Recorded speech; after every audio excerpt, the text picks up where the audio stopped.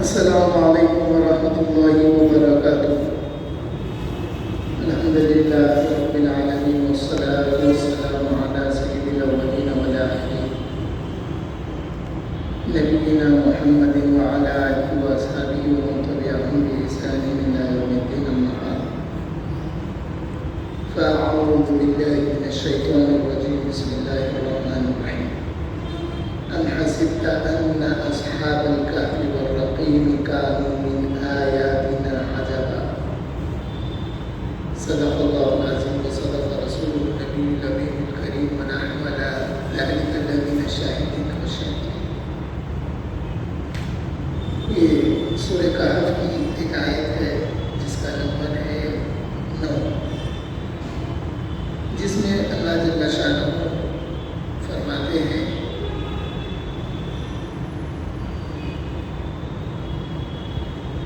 یہ بات حضور صلی اللہ علیہ وسلم سے مخاطب ہے، لیکن اس سے مراد امت ہے۔ اللہ تعالیٰ فرماتے ہیں، اے میرے محبوب، کیا آپ خیال کرتے ہیں کہ غار والے اور رقیب والے ہمارے ان نشانیوں میں سے ہیں جو تعجب خیز ہیں؟ پھر اس کے آگے اللہ تعالیٰ فرماتے ہیں، اذ اول فتیۃ الی الکہف فقالوا ربنا آتنا من لدنک رحمۃ وهيئ لنا من أمرنا رشدا فضربنا على آذانهم في الكهف سنين عددا ثم بعثناهم لنعلم أي الحزبين أحصى لما لبثوا أمدا۔ اس کی مالک اللہ تعالیٰ فرماتے ہیں، محبوب کیا آپ خیال کرتے ہیں کہ غار والے اور رقیب والے ہمارے ان نشانیوں میں سے ہیں جو تعجب خیز ہیں؟ یاد فرمائیے، یاد کریے، جب پناہ لی ان جوانوں نے غار میں، پھر انہوں نے دعا مانگی، اے ہمارے رب، ہمیں مرحمت فرما، اپنی جناب سے رحمت، اور مہیا فرما ہمارے اس کام میں ہدایت۔ بس ہم نے بند کر دیے ان کے کان سننے سے اس غار میں کئی سال تک جو گنے ہوئے تھے، یعنی وہ سال کی تعداد گنی ہوئی تھی، یا وہ رقیب والے اصحاب کہف گنے ہوئے تھے۔ پھر ہم نے انہیں بیدار کر دیا تاکہ ہم دیکھیں کہ ان دو گروہوں میں سے کون صحیح شمار کر سکتا ہے اس مدت کا جو غار میں ٹھہرے تھے۔ الکہف اس غار کو کہتے ہیں جو وادی میں ہوتی ہے، وادیوں میں جو غار ہوتی ہے اس کو کہف کہا جاتا ہے۔ حضرت عبداللہ ابن عباس سے رقیم کا معنی کتاب آیا ہے، اور حضرت عبداللہ ابن عباس نے رقیم کا معنی ایک وادی کا بھی بتایا ہے جو فلسطین اور ایلا کے قریب میں ہے۔ ایلا ایک سٹی ہے فلسطین کے پاس۔ پھر حضرت عبداللہ ابن عباس نے یہ بھی فرمایا کہ اللہ کی قسم مجھے معلوم نہیں کہ رقیم کیا کتاب ہے یا کوئی عمارت ہے۔ یہ مختلف اخبار ہوتے ہیں جس سے تفسیر میں وسعت پیدا ہوتی ہے، اگر ایک تفسیر بتا دی گئی تو پھر وہ چیز لمیٹڈ ہو جاتی ہے۔ اب دیکھیے، حضرت سعید ابن جبیر نے رقیم سے مراد پتھر کی وہ تختی ہے جس پر اصحاب کہف کا واقعہ اور ان کا معاملہ لکھا ہوا تھا، پھر وہ غار کے دروازے پر رکھی گئی، جو غار میں لوگ داخل ہو گئے تھے۔ تو معلوم ہوا کہ یہ لوگ غار میں داخل ہو کے جو واقعہ گزرا ہے اس واقعے کو پتھر پہ لکھ کے اس غار کے پاس لگا دیے۔ وہی طریقہ آج بھی چلا آ رہا ہے، کوئی ہسٹوریکل پلیس رہی تو اس کی ہسٹری لکھ کے وہاں پر اس کو لگا دیا جاتا ہے تاکہ آنے جانے والوں کو اس کی ہسٹری معلوم ہو۔ یہی بات کی اپیل ہم نے جب بابری مسجد کا ججمنٹ آیا تھا اس وقت پٹین چلو کے ایک جلسے میں، جبکہ ویری نیکسٹ ڈے میلاد النبی کا موقع تھا، جمعہ کے دن ججمنٹ آیا، ہفتے کے دن میلاد النبی تھی، اور ہفتے کی رات پٹین چلو میں جلسہ تھا، بہت سارے لوگوں کا اجتماع تھا۔ تو وہاں پہ ہم نے لیڈروں سے ایک اپیل کی تھی کہ تم کو چاہیے کہ ہر شہر میں بابری مسجد کے اسٹرکچر کی مسجد بناتے اور مسجد کی ہسٹری لکھتے، اس کا ڈیمولیشن لکھتے، اور پھر یہ ججمنٹ لکھتے، تاکہ ہر آنے والی نسل کو وہ پڑھ کے معلوم ہونا کہ ہماری مسجد کے ساتھ ایسا کیا گیا ہے.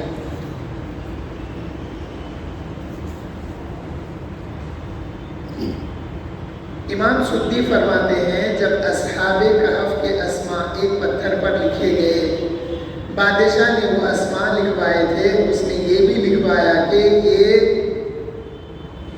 ملک ریبوس کے دور میں فوت ہوئے. پھر اس نے شہر کی دیوار کے دروازے پر اس تختی کو لگا دیا. پس جو شہر میں داخل ہوتا ہے باہر نکلتا تو اس تختی کو پڑھتا. اس آیت میں اصحاب کہف اور رقیم سے یہی مراد ہے. رقیم پہلے کتاب بتائی، کتاب اس کو بھی کہا جاتا ہے جو لکھتے ہیں اس کو کتاب بھی، کتابت اسی سے ہے نا. تو بات سمجھ میں آ گئی کہ پہلے کتاب کہے بعد میں پتھر کہے، تو اس سے مراد یہ ہے کہ وہ پتھر جس پر لکھا گیا. اس کی ہسٹری اصحاب کہف کی. حضرت عبداللہ ابن عباس فرماتے ہیں کہ میں نے حضرت کعب سے پوچھا تو انہوں نے فرمایا کہ یہ ایک ایسی بستی کا نام ہے جس سے وہ لوگ نکلے تھے. اب جیسے بعض دفعہ کیا ہوتا، بعض چیزوں کی وجہ سے شہر کے نام مشہور ہو جاتے ہیں. وہ جو پتھر لگایا گیا یا کہف جو ہے اس کی وجہ سے وہ شہر کا نام بھی وہی بولا جانے لگا.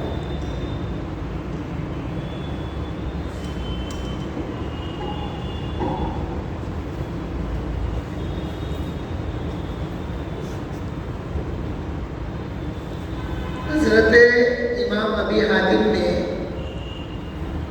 حضرت ابو جعفر سے روایت فرماتے ہیں کہ اصحاب کہف نقدی کی تجارت کرنے والے تھے. وہ ایک بزنس مین تھے.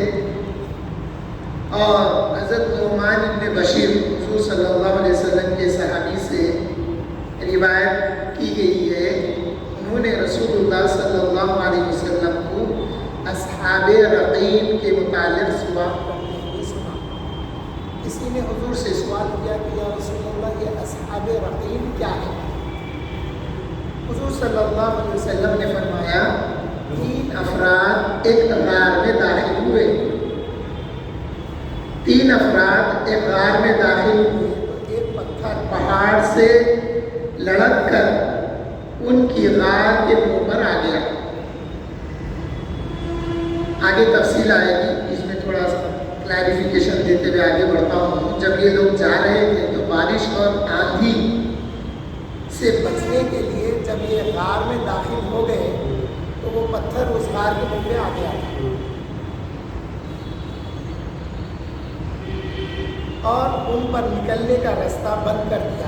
یعنی قدرت نے ان کو نکلنے کا راستہ بند کر دیا. ان میں سے ایک نے کہا تم اپنے اچھے عمل کا ذکر کرو، تم اپنے اچھے عمل کو یاد کر کے اللہ کے لیے دعا کرو، ہے مطلب یہ ذکر کرو. اور یہ بات کون فرما رہے ہیں؟ حضور فرما رہے ہیں. شاید اللہ تعالیٰ ہم پر رحم فرمائے. ان میں سے ایک نے کہا ہاں میں نے ایک مرتبہ اچھا عمل کیا تھا. میرے بہت سے مزدور تھے جنہیں میں نے اپنے کام کے لیے اجرت پر حاصل کیا. ہر ایک کے لیے ایک مخصوص اجر تھا. ایک دن میرے پاس ایک شخص آیا، اس وقت تقریباً نصف دن گزر چکا تھا. وہ محنت مشقت کر کے آدھا دن گزر گیا تھا. وہ آیا، میں نے اس کو بقیہ دن کام کرنے کے لیے اجرت پر لگا دیا اور بقیہ دن کی جو مزدوری دوسرے کام کرنے والوں کو ملے گی اس کو بھی اتنی ہی ملے گی. باقی افراد کو پورے دن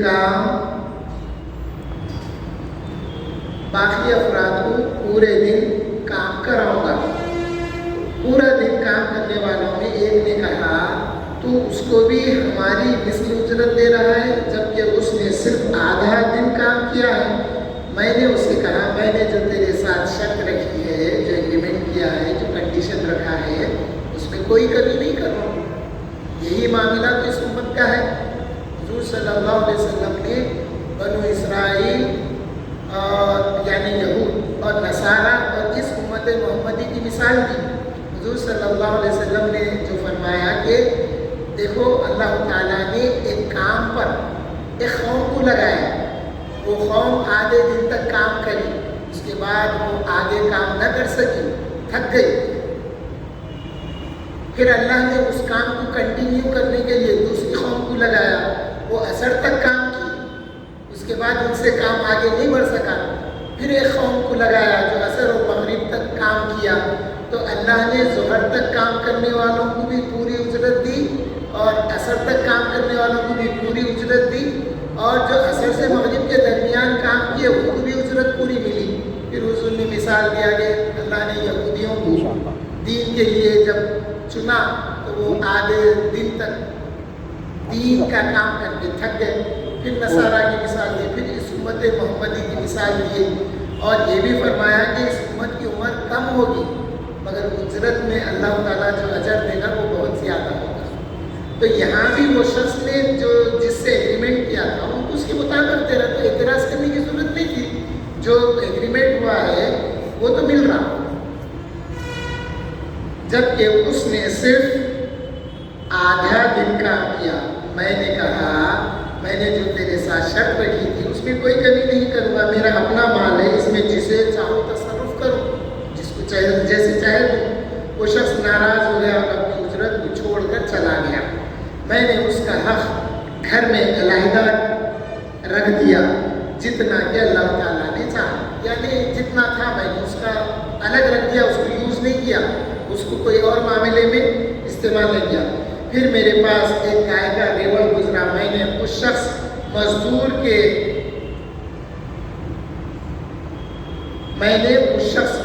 کے لیے جو پیسہ رکھا ہوا تھا، چھوٹے چھوٹے گایوں کے بچے خریدا، وہ بڑھتے رہے، وہ بڑھ گیا جتنا کہ اللہ تعالیٰ نے چاہا. پھر بہت عرصہ بعد وہ شخص میرے پاس سے گزرا، جب کہ وہ بوڑھا ضعیف ہو چکا تھا، میں نے اسے نہیں پہچانتا تھا. اس نے مجھ سے کہا میرا تیرے پاس حق ہے. مجھے یاد نہ آیا حتیٰ کہ اس نے مجھے یاد دلایا. تو یہ نیک کام کیے تھے. وہ 3 افراد جو غار میں گئے تھے ان میں کہ ایک شخص بولا ہاں میرے سے ایک نیک کام ہوا تھا، ایسا ایسا پورا قصہ سنایا. میں نے کہا ہاں میں تو تیری تلاش میں تھا. وہ شخص کو بولے جو مال چھوڑ کے چلا گیا تھا، میں تو تیری تلاش میں تھا. اس نے مجھے کہا میں نے اس کو سارا مال پیش کیا جو اللہ تعالیٰ نے ان گایوں میں سے پیدا کیا تھا، یعنی جو برکت دی تھی.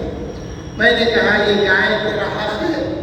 اس نے کہا اللہ کے بندے تو میرے ساتھ مذاق نہ کر، تو مجھ پر صدقہ نہ کر، تو مجھے میرا حق ادا کر دے، جتنا تھا میرا حق اتنا دے دے، صدقہ مت دے، احسان مت کر. میں نے کہا اللہ کی قسم میں تجھ سے مذاق نہیں کر رہا ہوں، یہ تیرا ہی حق ہے. میں نے وہ مال اسے پیش کر دیا. اب دعا کر رہے آئے اللہ تو جانتا ہے اگر میں سچا ہوں اور میں نے یہ سب کچھ تیری رضا کے لیے کیا تھا، ہم سے یہ پتھر ہٹا دے. دعا کیے، عمل کا وسیلہ لیے، میں بعد میں بتاؤں گا. پھر پتھر تھوڑا سا کھل گیا حتیٰ کہ انہوں نے کچھ روشنی دیکھی. اندر ہے سو غار میں 3 افراد جو رہ گئے تھے وہ لوگوں نے تھوڑی روشنی دیکھی. اب دوسرا شخص نے کہا میں نے بھی ایک مرتبہ ایک نیکی کی تھی، وہ اس طرح کہ میرے پاس اضافی مال تھا، لوگوں کو شدید اور سختی کا سامنا ہوا، یعنی خانساری پڑی. ایک عورت میرے پاس آئی اور اس نے مجھ سے نیکی اور خیر کا سوال کیا. میں نے کہا اللہ کی قسم تم اپنے آپ کو میرے حوالے کر دو تو میں تجھ سے نیکی کروں گا. اس نے انکار کیا، یعنی مال دینے کے عوض اس نے اس کی ذات کو مانگا، تو وہ عورت نے انکار کیا. پھر وہ دوبارہ آئی، مجھے اللہ کا واسطہ دیا کہ دیکھو ہم بہت تنگ حالی میں، اللہ کے واسطے ہمیں کچھ دے دو. میں نے کہا تم اپنا آپ میرے حوالے کر دو تب مال ملے گا ورنہ نہیں. اس نے انکار کر دیا. پھر وہ تیسری مرتبہ آئی، مجھے خدا کا واسطہ دیا، میں نے انکار کر دیا. میں نے کہا تم اپنے آپ کو حوالے کر دو. تو پھر اس نے یہ صورتحال اپنے خاوند کو بتائی. خاوند نے کہا اس کی بات مان لے اور بچوں کی مدد کر. دیکھو آپ سختی، گھریلو ماحول جو تنگ دستی میں آ جاتا، حالات کیسے ہو جاتے. جب اس نے سخت حالات دیکھے تو اس نے اپنا آپ اس کے حوالے کر دیا، اس مال والے کے. جب میں نے اس کے ساتھ بدکاری کا ارادہ کیا تو اس عورت نے کہا اللہ رب العالمین سے ڈرتی ہوں۔ میں نے کہا تو اس بھوک اور شدت کے عالم میں بھی اللہ تعالیٰ سے ڈرتی ہے، جبکہ میں نے خوشحالی میں اس سے نہیں ڈرتا۔ میں خوشحال ہو کے نہیں ڈر رہا ہوں، میں تو زیادہ ڈرنا چاہیے، تو حالات کی ماری ہوئی ہے، تو اللہ سے ڈر رہی۔ جب یہ کہا تو اس نے کہا کہ میں نے اس عورت کو اتنا مال دیا جو اسے اس کی اولاد کے لیے کافی تھا، اور میں بدکاری سے باز آ گیا۔ تو وہ عورت اللہ کا خوف خود کر کیوں بولی؟ اس کو اللہ کا خوف کر نہیں بولی، وہ بولی کہ میں اللہ سے ڈرتی ہوں جو رب العالمین ہے، جو تمام عالموں کا پالنے والا ہے۔ اب یہاں پہ دو باتیں سمجھ میں آتی ہے۔ جب وہ بدکاری کا ارادہ کرنے سے پہلے مال دے رہا تھا، تب یہ عورت نے کہا کہ میں تو اس اللہ سے ڈرتی ہوں، تو یہ سمجھ رہا ہے کہ تو مال دے کے میرے بچوں کی نگہبانی پرورش کر رہا ہے یا ان کی دیکھ بھال کر رہا، نہیں، تیرے سے بڑھ کے وہ رب ہے جو تمام عالموں کا پالن نہار ہے، میں اس سے ڈرتی ہوں۔ تب اس نے اس عورت کو پھر بولا کہ تو اتنی وقت کی ماری ہے، اتنی تندرستی ہے، اتنی محتاج ہونے کے بعد اللہ سے ڈرتی تو جبکہ میں خوشحالی میں بھی نہیں ڈرتا۔ تو پھر اس نے اللہ کے خوف میں، جب وہ اللہ کا خوف اس کو آ گیا تو اس نے مال بھی دے دیا اس عورت کو بغیر بدکاری کے۔ تو یہ دوسرا شخص تھا وہ تین میں کا، تو اس نے پھر دعا کی، اے اللہ اگر تو جانتا ہے کہ میں نے بدکاری کے ترک کرنے کا عمل تیری رضا کے لیے کیا تھا، اور جب اپنے آپ کو بولی کہ میں اللہ سے ڈرتی ہوں تو اس کو بھی خوف پیدا ہو گیا اس کا جواب سن کے، تو اس نے وہ عمل سے باز آ گیا، اور وہ جو مال دینے کا ارادہ کیا تھا بغیر بدکاری کے، وہ مال اس عورت کو اللہ کے خوف میں دے دیا۔ تو پھر جب اس نے دعا کی تو ہم سے یہ پتھر ہٹا دیا، یعنی ہم سے اللہ نے وہ پتھر کو ہٹا دیا۔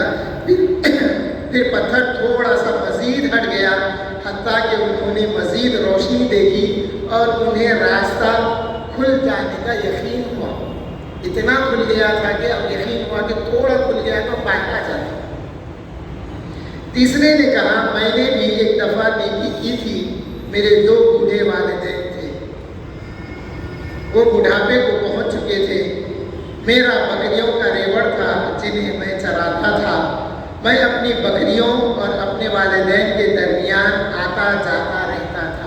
مطلب کیا ہے؟ میرے والدین سے بکریوں کی نگرانی کو جاتا تھا، اور بکریوں کی نگرانی چرانا کرنا کر کے پھر میں والدین کے پاس آتا تھا۔ یہ والدین سے بکریوں کے پاس آتا جاتا تھا کا مطلب یہ ہے۔ میں انہیں دودھ پلاتا اور سیر کرتا، یعنی دودھ پلا کے ان کو سیریابی عطا کرتا، پھر اپنی بکریوں کی طرف لوٹ جاتا۔ تو معلوم یہ ہوا صبح دودھ پلاتا، بکریوں کے لیے جاتا، پھر دوپہر میں آتا، والدین کو دودھ پلاتا، پھر بکریوں میں جاتا، پھر آتا، پھر جاتا۔ تو یہ بات ہے کہ میں والدین سے بکریوں میں آتا جاتا تھا۔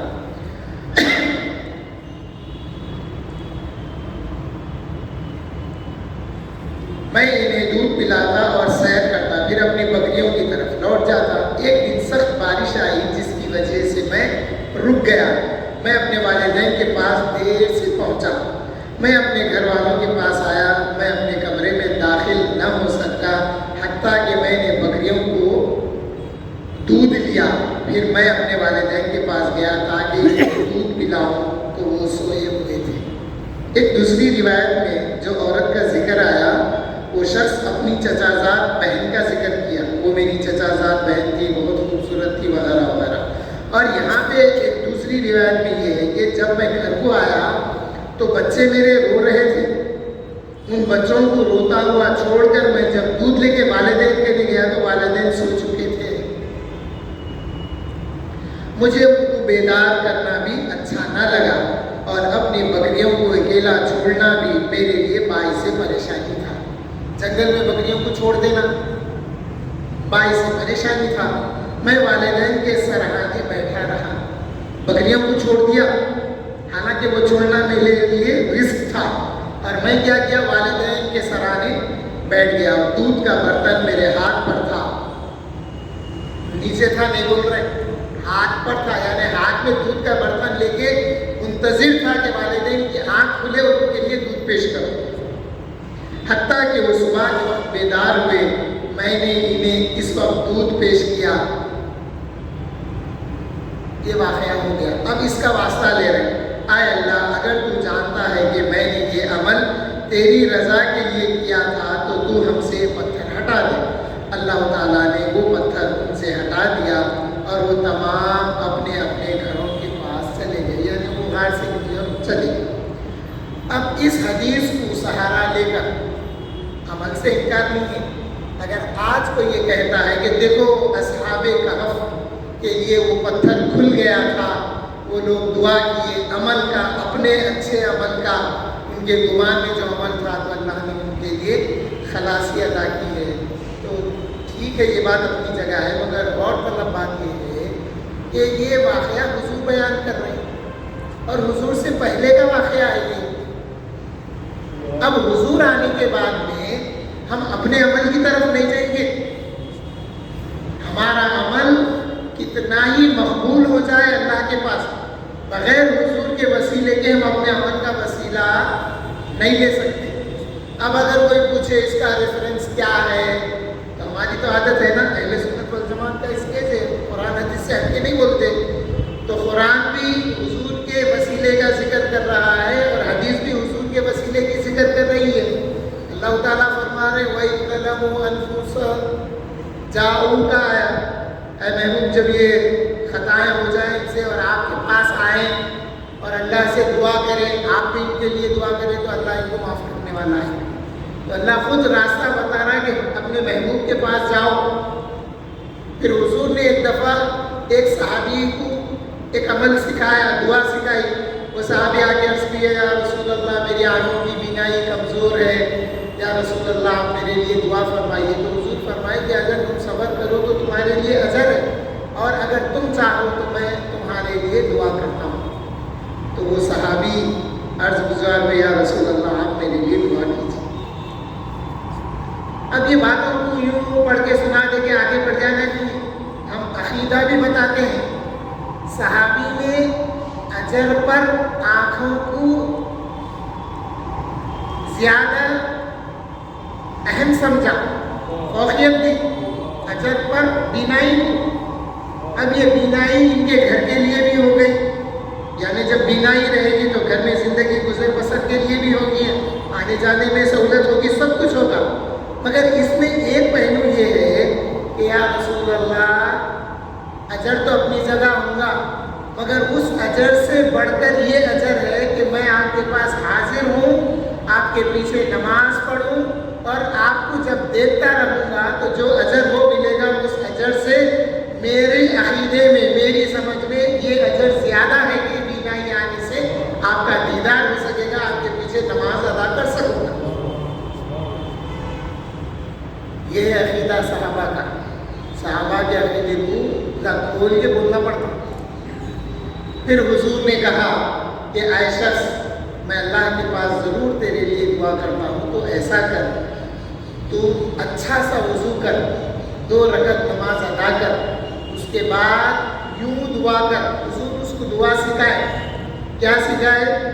اللہم انی اسألک واتوجہ الیک بنبیک نبی الرحمہ یا محمد انی اتوجہ بک الی ربی۔ حضور سکھائے کیا کلمات کہ اے شخص تو دعا کر، اے اللہ میں تیری بارگاہ میں توجہ کرتا ہوں آپ کے نبی جو نبی رحمت ہیں۔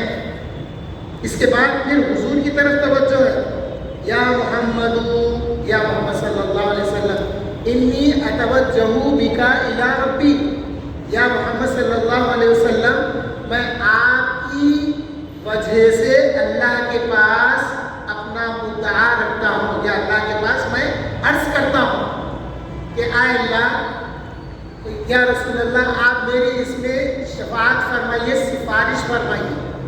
صحابی کہتے ہیں، راوی حدیث کہتے ہیں، جیسے ہی وہ صحابی، نابینا صحابی یہ دعا کر کے اپنے چہروں پر ہاتھ پھیرے، ان کی بینائی آ گئی۔ اس میں پھر کیا معلوم ہوا؟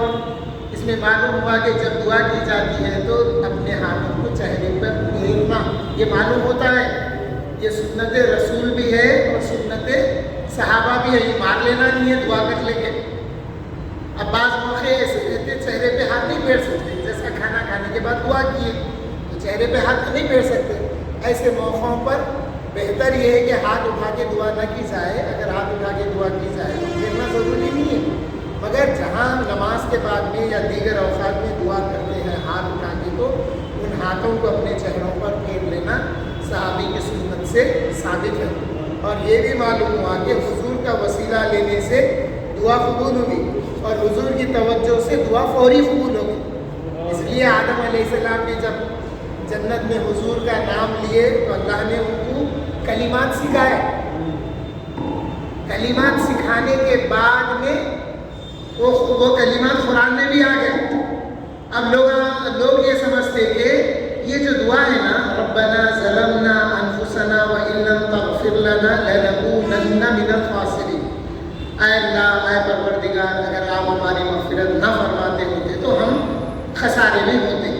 تو اس دعا کو جو ہے اجتماعی طور پہ بھی پڑھنے سے منع کیا گیا، احتیاط بتائی گئی کہ اجتماعی طور پہ دعا نہیں پڑھنی، کیونکہ ہم جتنے اجتماع میں موجود ہے وہ سب گناہ گار ہونا ضروری نہیں ہے، کوئی ایک اللہ کا ایسا بندہ ہوگا جو اس کے لیے نہیں ہے، یعنی وہ نیک بندہ ہو سکتا۔ تو بعض دعائیں کیا ہے اپنے لیے خاص ہے اور اجتماع کی دعا الگ ہے، حالانکہ اس میں صیغہ جمع کا ہے، مگر یہ جمع کا صیغہ حضرت آدم اور حضرت حوا علیہ السلام کا ہے۔ تو اب یہ دعا کو بعض وسیلہ نہیں ماننے والے بولتے کہ اس سے پہلے جو آیا فَتَلَقَّى آدَمُ مِن رَبِّهِ كَلِمَاتٍ فَتَابَ عَلَيْهِ، اللہ نے حضرت آدم کو وہ کلمات جو القاء کیے تھے، جس پر اللہ نے ان کی لغزش کو معاف کیا، وہ کلمات یہ تھے ربنا ظلمنا والے بولتے، ایسا نہیں ہے۔ یہ وہ الفاظ تھے جو اللہ نے حضرت آدم کو القاء کیا تھا۔ حضرت آدم کئی سال تک روئے، اس کے بعد میں جن کلمات کو القاء کیا گیا وہ حضور کے وسیلہ لینے کی طرف ان کی توجہ کرائی گئی۔ تو جب انہوں نے حضور کا نام لیا کہ اے اللہ مجھے محمد صلی اللہ علیہ وسلم کے نام پہ معاف فرما، تو اللہ تعالیٰ نے پوچھا کہ اے آدم، میں نے یہ جو نام تم نے محمد صلی اللہ علیہ وسلم کا لیا ہے، میں نے ابھی انہیں پیدا نہیں کیا، تم ان کو کیسے جان گئے؟ تو حضرت آدم عرض کرے یا رسول یا اللہ جل شانہ، جب آپ نے مجھ میں روح پھونکی اور میں نے نگاہیں جب آسمان کی طرف کی تو عرش کے پایوں پر لکھا ہوا دیکھا لا الہ الا اللہ محمد رسول اللہ، تو میں جان گیا کہ محمد وہ بزرگ شخصیت ہے، وہ بزرگ ہستی ہے جو آپ کے نام سے جڑی ہوئی ہے، اسی لیے میں نے ان کا نام لیا۔ تو اللہ فرمائے کہ اے آدم سنو، اگر یہ میرا پیارا محمد نہ ہوتا تو میں تم کو بھی پیدا نہ کرتا۔ تو یہاں پہ یہ معلوم ہوا کہ یہ پہلے کی امت کے لوگوں کے لیے یہ تھا کہ وہ اپنے عمل کا وسیلہ لے، لیکن حضور صلی اللہ علیہ وسلم کے تشریف لانے کے بعد اور حضور صلی اللہ علیہ وسلم صحابی رسول کو تعلیم دینے کے بعد میں اب ہمارے لیے یہ ہے کہ ہم حضور کا وسیلہ لیں، اس کے بعد میں اپنے عمل کی طرف توجہ کریں۔ اچھا، یہ عمل کیا یہ صحابی کے حد تک رہ گیا؟ نہیں، ایسا نہیں ہے۔ اس حدیث کے راوی کا نام ہے عثمان ابن حنیف ہے نام، عثمان ابن حنیف سے یہ روایت ہے۔ اب حضور صلی اللہ علیہ وسلم کا دور گزر گیا، اس کے بعد حضرت ابوبکر صدیق رضی اللہ عنہ کا دور گزر گیا، حضرت عمر فاروق رضی اللہ تعالیٰ عنہ کا دور خلافت گزر گیا، حضرت عثمان غنی رضی اللہ تعالیٰ عنہ کا دور خلافت جب آیا تو ایک صاحب حضرت عثمان غنی رضی اللہ تعالیٰ عنہ سے ملاقات کے لیے گئے۔ یہ روایت اور بھی کتابوں میں آئی، مگر میرے کو امام نسائی کی کتاب ہے، کتاب الیوم واللیل، عمل الیوم واللیل کتاب کا نام ہے، عمل الیوم واللیل۔ اس میں امام نسائی نے اس واقعے کا ذکر کیا کہ وہ شخص حضرت عثمان غنی رضی اللہ تعالیٰ عنہ سے ملاقات کے لیے گئے تو ان کی ملاقات ان سے نہیں ہو سکی، وہ واپس آ رہے تھے۔ تو راستے میں حضرت عثمان ابن حنیف ملے، پوچھے کہاں سے آ رہے؟ بولے میں ایسا خلیفہ رسول اللہ صلی اللہ علیہ وسلم کے پاس حاضر ہوا، لیکن مجھے ان سے ملاقات کا شرف حاصل نہیں ہوا۔ تو حضرت عثمان ابن حنیف نے وہ واقعہ اور وہ روایت اور وہ حدیث میں دعا یہ صاحب کو سکھائی۔ بولے کہ دیکھو ایک دفعہ ایسا ہوا تھا، حضور نے یہ دعا تلقین فرمائی تھی، تم ایسا کرو 2 رکعت نماز پڑھو اور یہ دعا کرو، پھر ان کے پاس جاؤ خلیفہ رسول کے پاس۔ تو یہ نماز پڑھے اور دعا کرے۔ جب خلیفہ رسول اللہ کے پاس گئے تو توجہ فرما کے حضرت عثمان غنی رضی اللہ تعالیٰ عنہ ان کو اپنے پاس بلا کر ان کی جو شکایت تھی یا جو عرض تھی، ان کی عرضی تھی وہ سنے، اور پھر فرمایا کہ جب کبھی تم کو کوئی عرضی ہو، کوئی حاجت ہو، تم میرے پاس آ جائے۔ تو اس سے معلوم یہ ہوا کہ حضور نے جو عمل صحابہ رسول کو سکھایا تھا، جو دعا تلقین فرمائی تھی، وہ دعا حضرت عثمان ابن حنیف نے بعد والوں کو سنائی۔ بعد والوں سے ہوتے ہوتے وہ کتابوں میں آئی، پھر وہ ہوتے ہوتے ہمارے تک آئی۔ تو اس سے یہ معلوم ہوا کہ ہمارے نزدیک اپنے عمل سے زیادہ اہمیت وسیلے کی حضور صلی اللہ علیہ وسلم کے وسیلے کی ہے، جو ہم لیا کرتے ہیں، اور اہل سنت والجماعت کا اسی پر اتفاق ہے اور اسی پر عمل ہے۔ حضرت عبداللہ ابن عباس رضی اللہ تعالیٰ عنہ سے روایت ہے، فرماتے ہیں ہم نے حضرت امیر معاویہ رضی اللہ عنہ کی معیت میں شام کی طرف مزیح کے غزوے میں شریک ہوئے۔ ہم اس غار کے پاس سے گزرے جس میں اصحاب کہف تھے، جس کا ذکر قرآن میں آیا ہے۔ حضرت امیر معاویہ رضی اللہ عنہ نے کہا کاش ہمارے لیے ان کا انکشاف ہو جاتا تو ہم دیکھ لیتے۔ حضرت ابن عباس رضی اللہ عنہ نے ان سے فرمایا تمہارے لیے ایسا نہیں ہوگا، کیونکہ اللہ تعالیٰ نے اسے بھی روک دیا ہے جو تم سے بہتر تھے۔ اللہ تعالیٰ نے فرمایا لَوِ اطَّلَعْتَ عَلَيْهِمْ لَوَلَّيْتَ مِنْهُمْ فِرَارًا وَلَمُلِئْتَ مِنْهُمْ رُعْبًا۔ اللہ تعالیٰ نے اپنے محبوب سے فرمایا اے میرے محبوب، اب یہ امت کی طرف اشارہ ہے، خطاب حضور سے ہے، اے میرے محبوب اگر تم جھانک کر انہیں دیکھیں تو ان سے منہ پھیر کر بھاگ کھڑے ہو اور آپ پھر جان جائیں ان کے منظر کو دیکھ کر ہیبت سے۔ حضور صلی اللہ علیہ وسلم کے لیے یہ راست طور پر، میرے عقیدے کے مطابق یہ حضور کے لیے راست طور پر نہیں ہے، یہ حضور کے ساتھ والے یا بعد والوں کے لیے ہے۔ حضور کو جب اللہ نے اپنا دیدار سے سرفراز فرمایا تو اس سے اور بڑا دیدار کیا ہو سکتا ہے؟ یہ اصحاب کہف اور رحیم کا جو بھی واقعہ ہے یہ بعد والوں کے لیے۔ تو حضرت عبداللہ ابن عباس نے اشارہ دیا حضرت امیر معاویہ رضی اللہ عنہ کو کہ اے حضرت امیر معاویہ رضی اللہ عنہ، یہ آپ پر انکشاف نہیں ہوگا، کیونکہ آپ سے جو بہتر ہے اللہ نے ان کے لیے نہیں کیا۔ حضرت امیر معاویہ رضی اللہ عنہ نے کہا میں نہیں باز آؤں گا حتیٰ کہ ان کے متعلق جان لوں گا، یعنی میں جستجو کروں گا۔ انہوں نے چند افراد بھیجے، انہوں نے کہا کہ جاؤ اور غار کے اندر داخل ہو کر دیکھو۔ وہ گئے، جب غار کے اندر داخل ہوئے تو اللہ تعالیٰ نے ان پر ایسی ہوا چلا دی جس سے انہیں باہر نکال دیا۔ ہوا ایسی آئی کہ وہ جدھر سے داخل ہو رہے تھے ہوا دوسری طرف سے جب آئی تو ان کو ہوا باہر نکال دی، وہ تو ہوا کے پریشر سے وہ باہر آ گیا۔ اور غار کیسی تھی، ادھر سے داخل ہوئے تو ادھر کا حصہ کھلا تھا، بند غار نہیں تھی۔ ابن عباس کو یہ خبر پہنچی تو آپ نے ان کے متعلق بیان فرمایا وہ ایک جاوید بادشاہ کی مملکت میں رہتے تھے جو بتوں کی پوجا کرتا تھا، اس نے لوگوں کو بھی بتوں کی پوجا کرنے پر مجبور کیا۔ یہ نوجوان شہر میں رہتے تھے، جب انہوں نے بادشاہ کی طرف سے سختی دیکھی تو وہ شہر سے نکل گئے۔ اللہ تعالیٰ نے انہیں ایک غیر مقرر جگہ کھڑا کر دیا۔ مقرر یعنی جہاں ٹھہرا جاتا ہے وہاں پہ نہیں، غیر مقرر جگہ جہاں پہ کوئی نہیں ٹھہرتا، جنگلوں میں جا کے کوئی بھی غاروں میں نہیں رہتا۔ انہوں نے ایک دوسرے سے کہا تم کہاں جا رہے ہو؟ کہا پکا ارادہ انہوں نے بات کی ایک دوسرے سے چھپنی چاہیے.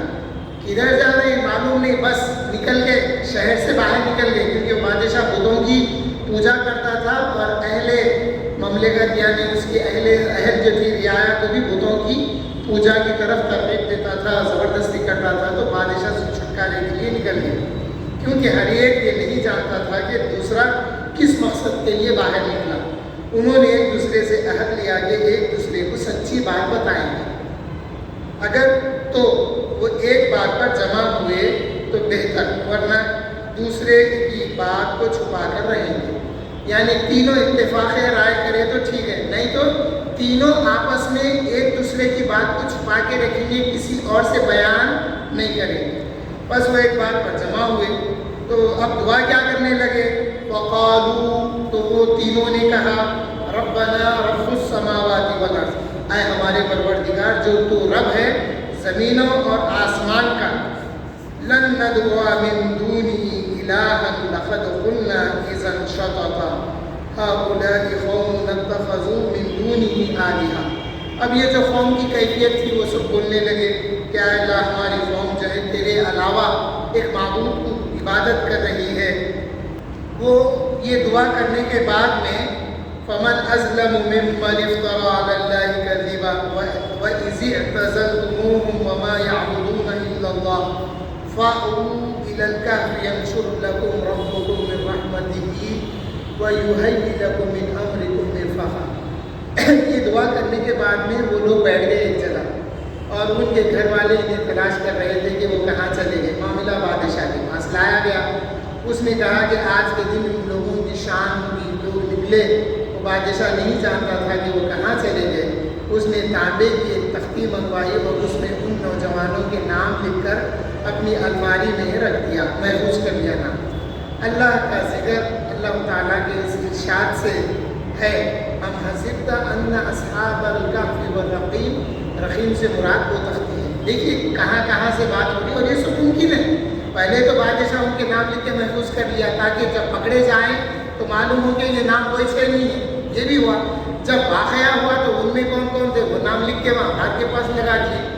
پھر جب اور بھی بات بڑھی, اور معلوم ہے آپ کو یہ اصحاب کہف جو تھے ان کے ناموں میں بھی برکت ہے, ان کے ناموں کی تعویذ کی جاتی ہے. اگر اس میں ہے تو آئے گا. وقت ہو چکا ہے, انشاءاللہ پھر بات کو آگے اللہ کی توفیق ہوئی تو آگے بڑھائیں گے, نہیں تو آپ حضرات بھی اس کو اپنے طور پہ پڑھ کے جو بات ادھوری رہتی ہے اس کو سن لیجیے. اللہ تعالیٰ قبول فرمائے. اور جب کبھی ہم دعا کریں تو حضور صلی اللہ علیہ وسلم کے وسیلے سے دعا کریں. اس لیے ہمارا ایک طریقہ ہے, آخر میں جب ہم دعا کے کہتے ہیں بجاہی سیدنا و مولانا محمد صلی اللہ علیہ وسلم, یہی وسیلے کے الفاظ ہیں. بلکہ